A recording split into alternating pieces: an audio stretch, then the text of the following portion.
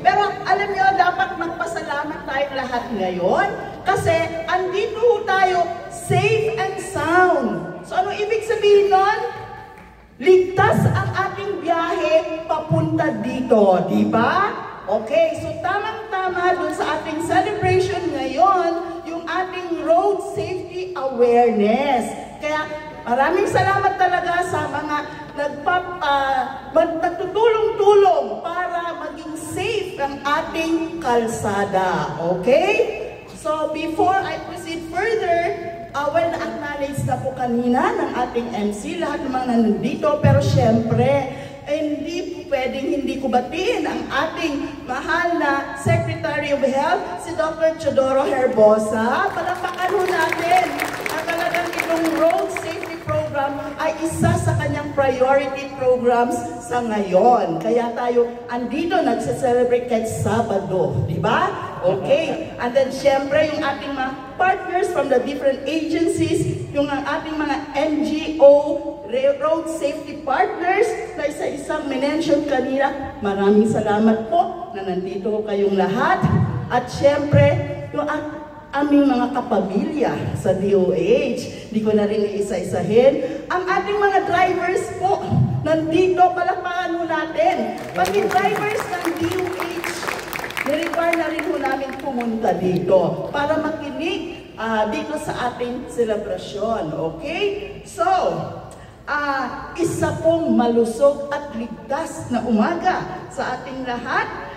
Ngayon, sa mga nakiisa dito sa pagdiriwang ng Road Safety Awareness Celebration 2025 ng Kagawaran ng Kalusugan. Okay? Actually, may nagtanong kanina, taga-media, DOH ba ang lead dito? Dito sa road safety awareness na to? Actually, hindi po. But then, dahil po mahal namin kayo, mahal ang Kagawaran ng Kalusugan, yung ating gustong i-prevent yung post-accidents, post-crashes, kailangan gawin na natin bago pa mangyari. Kasi mas mahal yung, at mas mahirap yung pagsagip ng buhay pag nandyan na yung aksidente o crashes, di ba? Okay. So, tayo ay nagtitipon ngayon dahil sa ating layunin na itaguyod ang kaligtasan sa kalsada at itaas ang kamalayan ng bawat mamamayang Pilipino upang mapigilan ang mga road crashes, pinsala at pagkasawi sa daan. Ito rin ay isang pagkakataon upang magkaisa ang mga gumagawa at tagapagpatupad ng batas, mga profesional at tagapagtaguyod ng kalusugan at mga miyembro ng komunidad para sa mas ligtas na kalsada para po sa lahat. Ipinagdiriwang din natin ngayong buwan ng Hunyo, nabanggit kanina, ang Father's Day, di ba? Na kung saan malaki ang porsyento ng ating mga drivers ay ang ating ama ng tahanan, ang ating asawa, di ba? At haligi ng pamilya na araw-araw nagsusumikap sa kalsada para sa kanilang mga mahal sa buhay. Kaya naman, karapat-dapat silang parangalan ngayon. Kayo po ang aming idol sa kalsada. Ating mga tatay, asawa, at haligi ng tahanan, palakpakan natin sila. Although marami na rin mga kababaihan na nagdadrive, di ba? Okay. Bilang pasasalamat, ang Kagawaran ng Kalusugan ay mayroon ngayong mga libreng serbisyo. Makikita niyo po dyan.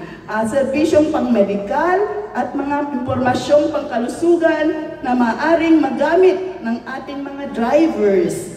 Isang munting paraan po ito ng pagpapakita ng aming pagkilala sa inyong sipag at sakripisyo. Sa araw na ito, ipagdiwang natin ang pagiging responsableng road user. Dahil basta driver, road safety lover. Kayo naman, hindi lang lover, kailangan basta driver, road safety lover. Ayon. Huwag po natin kalimutan ang mga trahedya sa kalsada ay maiiwasan. Sama-sama tayong kumilos upang mapanatili ang kaligtasan ng bawat isa. So maraming salamat po sa inyong presensya at suporta. Mabuhay ang ating mga road safety champions.